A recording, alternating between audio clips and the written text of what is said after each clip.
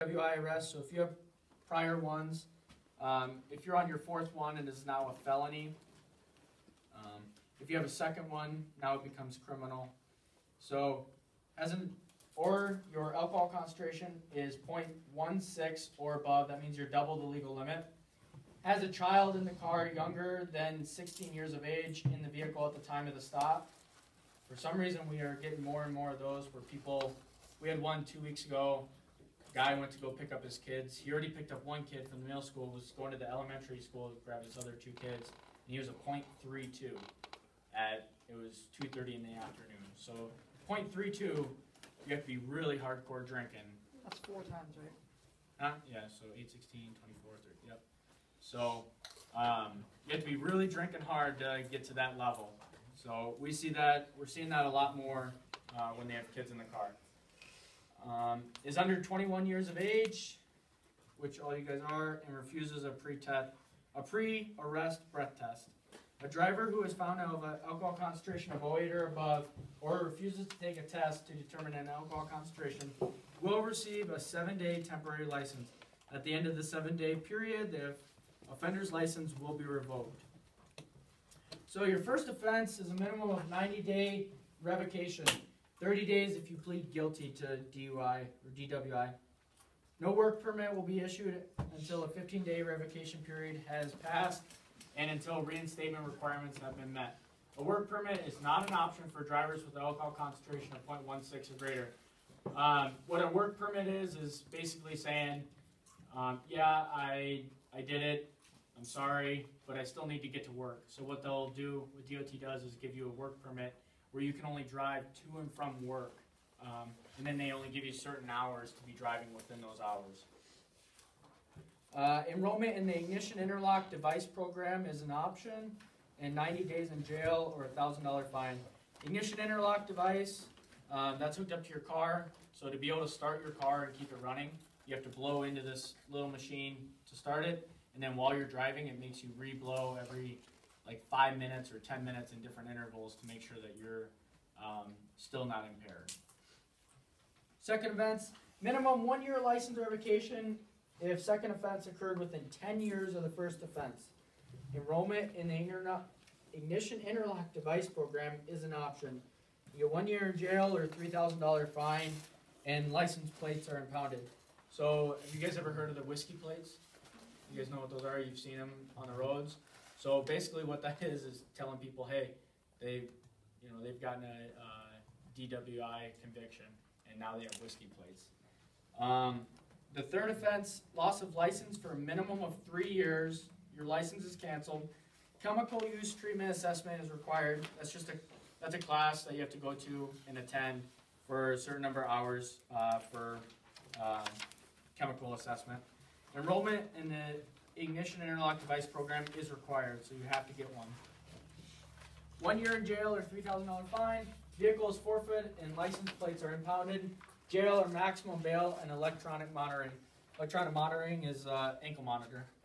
And then also with all these, you get a DUI or get arrested, your vehicle gets towed away. So that's another, usually between $200 and $300 that you have to deal with. Okay. Ignition Interlock Device Program. The Ignition Interlock Device Program enhances public safety by monitoring alcohol offenders. The Ignition Interlock device is installed under the vehicle dashboard and is connected to the starter. To start the vehicle, the driver must blow into the device. The device prevents the vehicle from starting if it detects an alcohol concentration at or above a 0.02. The reason they do it at 0.02, there are some things that may give a false reading. If you drink a lot of mouthwash, you may get a reading of like a 0.01. I've never seen it personally, but we've done it before at training. The first-time alcohol offenders with an alcohol concentration of 0.16 or above, and all second-time offenders have the option of regaining their driving privileges by participating in the Ignition Interlock program. Drivers whose licenses are canceled and whose privileges are denied as a... Okay. Who knows that word? Inimical? Yes. To public safety. I'm going to guess a danger to public safety. Are required to enroll in the Ignition Interlock Device Program. for a period of 3 to 6 years in order to regain full driving privileges. What they're not saying about the ignition interlock program is it is extremely expensive. To put it into your vehicle, it costs anywhere between $500 and $1,000. After that, you have to go back to the facility that installed it each month, pay $120 between all the way up to $200 to get it serviced and get it certified. So if you're doing that for 6 years, think about the money that you spend each month for those 6 years to be able to keep that ignition interlock device up and running in your vehicle. Then if you take it out of your vehicle and you're driving around without it, now that's a criminal charge and you go to jail.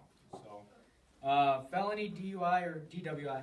You may be charged for a felony DWI if you are arrested for a fourth DWI in a 10-year period.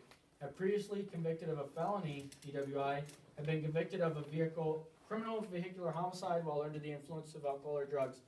What that means, vehicular homicide, if you get in a crash, you're the causing driver, even if you're not the causing driver, and someone else dies and you're impaired, you are now, it's the same thing as murder, okay? We have more people that die in vehicular homicides than you do at regular homicides. So when people say, oh, it's not a dangerous thing, we'll get a lot of DUI people that I arrest saying, oh, you're not catching out real criminals. Actually, we are. By arresting those and getting them off the road and keeping the road safe, we prevent a lot of deaths by that. Fourth offense may result in a loss of license for 4 years and until rehabilitation and other reinstatement requirements are met. The criminal penalties for felony DWI can include a sentence of up to 7 years in prison with a 5-year conditional release and $14,000 fine. All right, so here's where we get into with you guys. So underage drinking is a no tolerance rule. The legal age to buy and drink alcohol in Minnesota and everywhere else in the nation is 21 unless you're in Wisconsin. Then there's different rules, but it is illegal for a person under age 21 to operate a motor vehicle with any detectable amount of alcohol in their system. So I stop you for speeding, coming back from a friend's house, you only had 1 or 2 drinks. I'm going to let you know, I've been doing this long enough. I've arrested over like 450 DUIs. That I walk up, I can immediately tell if you've had just a couple drinks. The odor is just emanating. You don't smell it because you've been around it, but if I even remotely smell it or you say that you've had a drink earlier, 0.02 is not a lot. 1 drink will probably get you right about there. So think about that. If you go to a party, you have a drink, and you decide to drive home, you're probably over that O2 limit. And with that, that's a 0 tolerance. What if I have like wine at church, like communion? You're not gonna have it. So most of those are non-fermented wines, but that little amount, you're not gonna see it. But yeah, good question. The wine usually that you get at communion it's gonna be non-fermented. So. He was really excited to ask you that. Oh, okay. We talked about that. Yeah, you know me, I love my Bible study. Oh, okay. I mean, I guess if you go in the back and just start downing. That's what I said. Like, would you have the whole bottle? I don't know. Yeah. He's like, even then, it's probably sparkling water or whatever. So. Yeah. If convicted of this offense, you will have your driver's privileges suspended for 30 days. So when you get your license, it's a big deal. But then when you lose your license, it's even bigger because you've come accustomed to driving around, and it is very hard to not be able to drive around. So who works in here? Or who's going to have a job when they... Just one? Okay. So think about how you're going to get to work, how you're going to pay for things. Your parents can't always bring you if they have to work or do something. You can't go hang out with your friends. It's a big deal when you have your license and then lose it. Yep? So say, like, your friend is intoxicated and they're driving and then they get pulled over, but someone's in the vehicle with them intoxicated, what happens to them? So if they're under 21, so we run into that a lot. That's blatantly up to the officer what they want to do. I've ran into people that are under 21 that are intoxicated, and I have them all blown to the PBT, and they've been drinking. An officer can issue for underage drinking a minor. You guys heard of a minor? That's what they call I personally, I don't issue that on the first offense. I call their parents and make them come get them from there, because usually your parents are going to be more. I was always scared of my mom if I got in trouble, so I would tell the officer, "No, just take me. I don't want to go." So I would always call their parents. But yeah, just know that if you're drinking and you are doing maybe the right thing, and your driver is arrested for DUI, or even they're sober and everyone else is drunk, you know, you could receive a minor or a ticket. But that is completely up to the officer. It's not a mandated thing that we have to do. So. A second conviction will result in the suspension of your driver's license for 180 days. So you think a second conviction, I wouldn't even do a first one. I actually have quite a few people where I've stopped, or even just stopped for speeding, and I look at their driving record, and they're only 20 and they already have 2 DWIs. So you got to think about that, and their driver's license is revoked. Commercial driver's license and alcohol and controlled substance.